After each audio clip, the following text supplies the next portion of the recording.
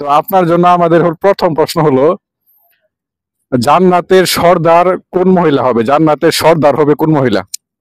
ফাতেমা রাদিয়াল্লাহু আনহা। এটা কি সঠিক ধরে নেব? জি। জি, আলহামদুলিল্লাহ, আপনার প্রথম প্রশ্নের উত্তর সঠিক হয়েছে। তো আপনার জন্য দ্বিতীয় প্রশ্ন, কোন মহিলা দুনিয়াতে থাকতে জিবরাইল আলাইহিস সালামের সাথে কথা বলেছিল? কোন মহিলা দুনিয়াতে থাকতে জিবরাইল আলাইহিস সালামের সাথে কথা বলেছিল? এটা মনে পড়তেছে না। আচ্ছা ঠিক আছে, আমি অপশন দেই। অপশন হচ্ছে খাদিজা রাদিয়াল্লাহু আনহা, আয়েশা রাদিয়াল্লাহু আনহা, হযরত মরিয়ম, হযরত রাবিয়া বসরি। আমার মনে হয় যে রাবিয়া বসরি। এটা সঠিক হবে? জানি না, তবে মনে হয়। আচ্ছা, আমি বলে দিচ্ছি, সঠিক হবে মারিয়াম আলাইহিস সালাম, ঈসা আলাইহিস সালামের মা, যখন জিবরাইল আলাইহিস সালাম ওনার কাছে ফল নিয়ে আসছিল। ঠিক আছে, যাই হোক, আমরা শিখলাম নাকি, শিখাই তো আমাদের মূল উদ্দেশ্য।